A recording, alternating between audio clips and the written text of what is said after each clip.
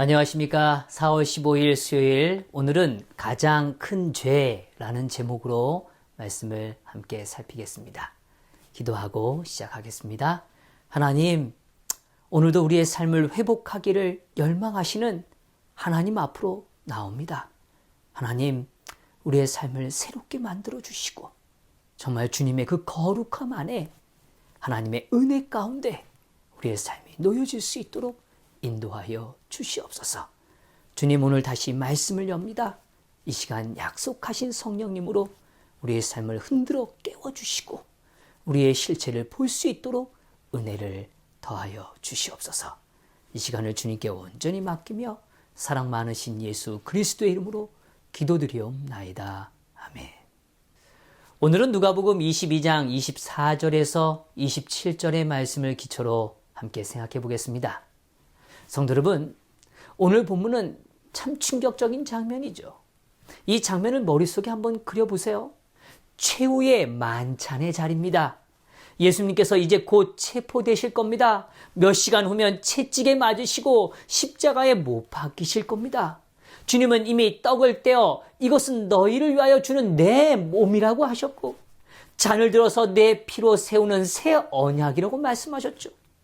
요한복음에 따르면 바로 그 자리에서 주님은 친히 허리에 수건을 두르시고 제자들의 발을 씻기셨습니다. 그런데 바로 그 식탁에서 제자들이 행한 것이 무엇입니까? 오늘 본문 24절은 분명히 보여주죠. 또 그들 사이에 그중 누가 크냐 하는 다툼이 난지라. 성도 여러분, 이게 말이 됩니까? 어떻게 거룩한 자리에서 이렇게 엄숙한 순간에 주님의 마지막 식탁에서 제자들은 누가 큰가를 따지고 있는 것입니다. 지난 월요일 우리는 세리의 겸손을 배웠죠. 화요일에는 모세의 빚어지는 과정을 배웠습니다. 그런데 오늘은 반대 방향을 오늘 우리는 바라보는 겁니다. 3년이 넘게 예수님과 함께 다녔던 제자들, 예수님의 가르침을 직접 들었던 제자들, 방금 주님의 몸과 피에 대하여 말씀을 듣고 경험했던 제자들이 여전히 누가 크냐를 다투고 있는 모습이죠. 그리고 이것은 오늘 우리에게 중요한 주제를 보여주는 겁니다. 무엇인가? 교만은 단순한 성격의 문제가 아니라는 거예요. 교만은 하나님 앞에서조차 자기를 내려놓지 못하는 가장 집요하고 가장 깊은 죄라는 것입니다.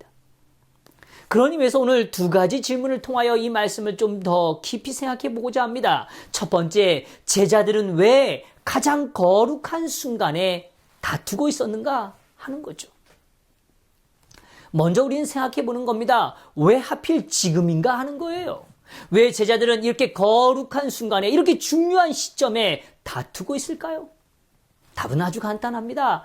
교만은 시간과 장소를 가리지 않기 때문에 그래요. 아니요, 오히려 더 중요하고 더 귀한 시간에 사단은 끊임없이 우리를 흔들고 있다는 것입니다. 24절에 등장하는 이 다툼이라고 번역된 헬라어는 필로네이키아라는 단어이죠. 근데 이 단어는 필로스라는 단어와, 즉 사랑이란 단어와 네이코스라는 다툼이란 단어가 합쳐진 말입니다. 직역하면 다툼을 사랑했다라는 거예요. 아니, 이게 무슨 얘기일까요? 성도님, 이건요, 단순한 의견 차이가 아니라는 걸 밝혀주죠.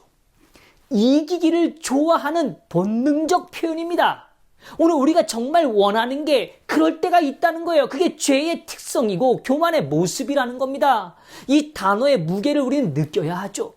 제자들은 옳은 것이 무엇인가를 놓고 다투는 게 아니었습니다. 진리를 향한 어떤 더 깊은 것을 깨닫기 위한 그런 이야기가 절대 아닙니다. 누가 위에 설 것인가 하는 것을 놓고 다투는 거죠. 오늘 그들은 자리를 향한 다툼이라는 것입니다. 이것이 교만의 본질이죠. 교만은 진리를 사랑하는 것처럼 보여도 사실은 자기 우위를 사랑하고 있는 겁니다. 대화를 하는 것 같지만 실제로 이기고 싶어 하는 거예요. 상대를 누르고 싶은 거죠. 의견을 말하는 것 같지만 사실은 인정받고 싶어 하는 마음이 더 큰 겁니다. 여기서 우리는 반드시 짚고 넘어가야 할 중요한 사실이 있습니다. 이 다툼이 어디에서 일어났는가 하는 거예요. 아니, 술 마시면서 흥청거리는 그런 공간입니까? 시장입니까? 아니면 정치적 회의실입니까? 아니요. 최후의 만찬의 식탁에서 일어난 것입니다. 이것이 얼마나 무서운 사실입니까? 교양 있는 종교적 행위 안에서도 교만은 그 안에 공존할 수 있다는 겁니다. 예배의 자리에서도 숨쉬고 기도하는 사람 안에서도 움직이고 신앙의 언어를 사용하는 사람 안에서 살아있는 게 교만이라는 것입니다. 마가복음 10장을 보면 이런 다툼이 처음이 아니었다는 사실을 밝혀주죠. 여짜오되 주의 영광 중에서 우리를 하나는 주의 우편에 하나는 좌편에 앉게 하여 주옵소서. 다른 제자들이 그 소식을 듣고 화를 내죠. 왜 화를 냈을까요? 우리도 그 자리를 원했는데 너희가 먼저 선수를 친 거구나.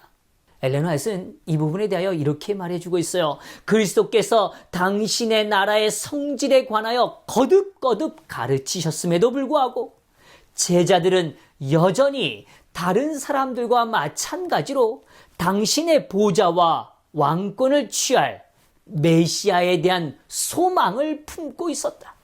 제자들은 예수님의 가르침을 들었습니다. 그러나 그 가르침이 그들의 마음에 담겨지지 않았다는 거예요. 왜 그래요?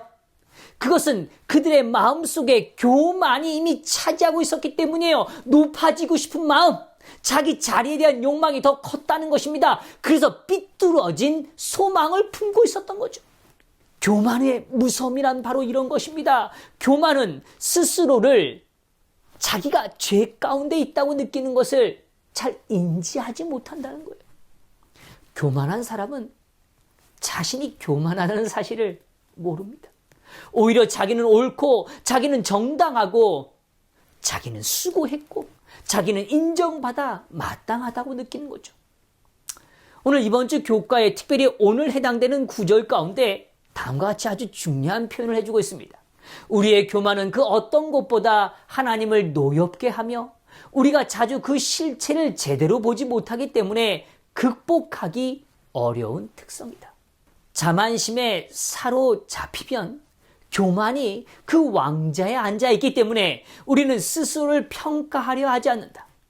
우리는 잠시 멈춰서 자신을 살펴보고 하나님께서 우리의 진정한 상태를 볼 수 있게 눈을 열어주시기를 기도해야 한다. 왜냐하면 교만이야말로 오늘 우리가 하나님과 친밀한 관계를 맺지 못하게 하는 가장 큰 요인일 수 있기 때문이다. 성도 여러분, 교만이 왜 극복하기 어렵습니까? 보이지 않기 때문이에요. 잘 느끼지 못하기 때문입니다. 다른 죄는 자각하기가 비교적 쉽죠. 거짓말한 것은 알 수 있어요. 화를 낸 걸 느낄 수 있죠. 탐낸 것도 대체로 알아갈 수 있습니다. 그러나 교만은 자각되지 않는 경우가 훨씬 많아요. 오히려 자신을 정당화하는 거죠. 그러므로 오늘 본문은 우리에게 질문하는 겁니다. 오늘 나는 정말 진리를 사랑하는가? 아니면 이기기를 좋아하는가에 대해서요. 나는 하나님을 높이려 하는가? 아니면 내 자리를 차지하고 높이려 하는가 말이에요. 우리는 역설적으로 우리 자신을 가장 모르는 사람들입니다. 그래서 우리는 의도적으로 기도해야 해요. 주님, 제 안을 보여주십시오. 주님, 제가 얼마나 교만한지를 볼 수 있도록 도와주십시오. 주님, 제가 신앙의 이름으로 제 자리를 구하고 있는지, 그렇게 살아가고 있는지 아닌지 볼 수 있도록 도와주십시오. 오늘 우리에게 이런 기도가 사라진다면 우리는 최후의 만찬 가운데 앉았던 제자들과 다르지 않을 것입니다. 두 번째, 제자들이 다투는 그 순간 예수님은 어떻게 반응하셨나요? 너희는 그렇지 않을지니 너희 중에 큰 자는 젊은 자와 같고 다스리는 자는 섬기는 자와 같을지니라. 앉아서 먹는 자가 크냐? 섬기는 자가 크냐? 앉아서 먹는 자가 아니냐? 그러나 나는 섬기는 자로 너희 중에 있노라. 섬기는 자라는 이 헬라어 표현은 디아코논이라는 단어죠. 단순히 친절한 사람의 뜻이 결코 아닙니다. 식탁에서 시중 드는 사람을 뜻하죠. 주인이 앉아서 먹을 때 옆에서 접시를 나르고 잔을 채우고 필요한 것을 가져다주는 가장 낮은 자리의 종을 의미합니다. 예수님은 지금 식탁에 앉아 계세요. 그리고 말씀하시는 겁니다. 나는 앉아서 먹는 자가 아니라 섬기는 자로 너희 가운데 있느니라. 이건 단순한 비유가 아닙니다. 실제로 몇 시간 전에 주님은 허리에 수건을 들으시고 제자들의 발을 뭐 하셨어요? 씻기셨습니다. 세상에서 가장 낮은 자리, 종의 자리에 서신 거죠.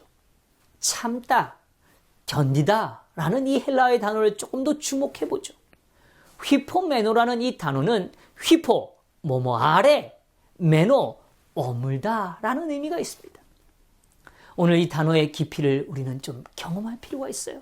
성경이 말하는 참된 인내는 단순히 감정을 억누르는 게 아닙니다. 참된 인내는 내가 있어야 할 낮은 자리에 내 삶을 머무는 것입니다. 왜요? 그 자리에 예수님이 계시기 때문입니다. 히브리어의 사발이란 단어도 마찬가지입니다. 짐을 지는 겁니다. 그 무게 아래에 거한다는 뜻이죠. 참된 인내는 짐의 무게 아래에 머무는 것입니다. 예수님께서는 이 단어의 실제적 실천의 존재이셨습니다. 오늘 주님은 모두의 아래 머무셨어요. 그게 섬기는 거죠. 제자들이 누가 더 높은가를 다툴 때 예수님은 그들의 발 아래 무릎을 꿇으신 겁니다. 우리는 여기 영적 분별력을 분명히 발견하게 됩니다. 인내하지 못하는 사람은 사실 교만함이 그의 마음에 있는 것이죠. 왜 그래요? 자기의 그 자리를 받아들이지 못하기 때문인 겁니다. 기다리지 못하고 오늘 숨지 못하고 아래로 내려가지 못하는 그 이유는 나는 이 자리에 있을 사람이 아니라는 자아의 소리가 강하기 때문이에요. 주님은 세상의 모든 오해와 모든 모욕과 모든 수치를 참으셨습니다. 왜요?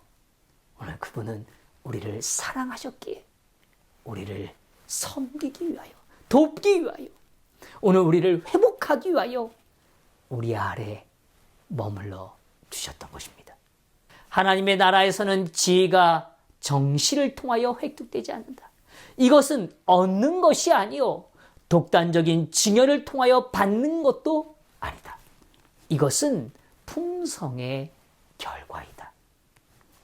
멸류관과 보좌는 달성한 상태의 증거, 즉 우리 주 예수 그리스도의 은혜를 통한 자아, 정복의 증거이다. 다른 사람 정복하는 거 아닙니다. 자기 안에 위에 서려는 욕망을 정복하는 거예요. 그것은 오직 그리스도의 은혜로만, 오직 성령의 역사로만 가능한 것이죠. 하나님, 오늘 우리의 교만을 보여주시옵소서. 성도 여러분, 여기 청년 지도자 이렇게 말해요. 마음의 변화는 성령의 강력한 작용을 통해서만이 올 수 있는 새로남으로 표현되었다. 교만과 자기 사랑은 하나님의 성령에 반항한다. 오늘 우리 저항하지 마시고 성령을 받아들이십시다. 그런 의미에서 우리의 적용질문을 나눠봅니다. 휘프메노, 즉 아래에 머물러야 할 자리가 어딘지를 생각해 보시자고요. 둘째로, 나는 오늘 어떤 기도를 주님께 드리고 있습니까?